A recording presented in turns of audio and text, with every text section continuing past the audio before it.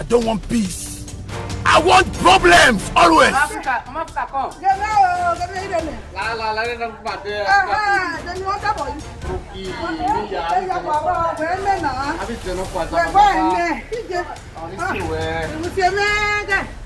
go from Nigeria one happy. We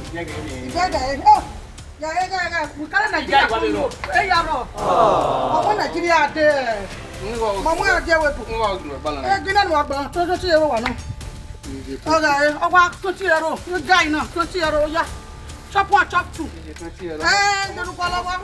40,000 in Nigeria. Now what for the bro? What we are calculating Nigeria. E ga Nigeria je na. Guy na. So what we dey tax ero ni me. E kilo pa wa no. Saloba, ofigbon. Ofigbon na. 100 ero ya kan. Rita.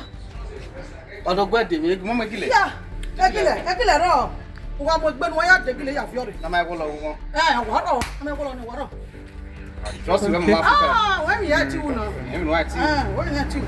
Go. Wadote ni. It's an emotion. I don't know. Ebo ni ile ke egbe na. Ko ni e blood between customer me no. Ni be ki wi ne. La gbogbo are ba yi. Wadote gin wale ni black boy. Are ba yi. Wadote black boy. Oge maka. Oh, ibi go no. Obi. Okay, now 20 euro no start. 20 euro. Where they go? I know why they send that. We go get. I boy get back. Let me watch what's the ban. Ebony, ebi ya tie ya ebony. O ga wu no na o. Na gbe o ite o. Customer is only right when him say go carry. Wa yin ya ro a. Na re ya se no mo. Actually ya be mu no be 15 euro. O fi gbon na bi go ya. O fi gbon na fi. 100 ka ya fi.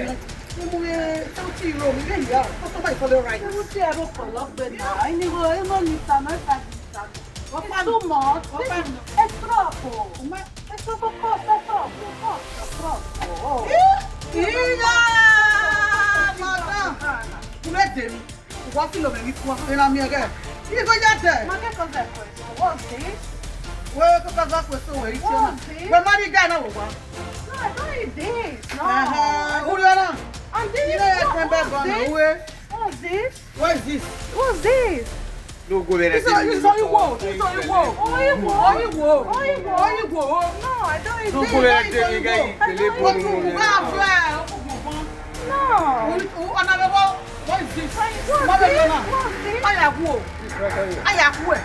Oh my God. For your skin. No, use this on my Make your skin to be beauty. No, I don't use it. You don't use this. Thank you. Bye-bye.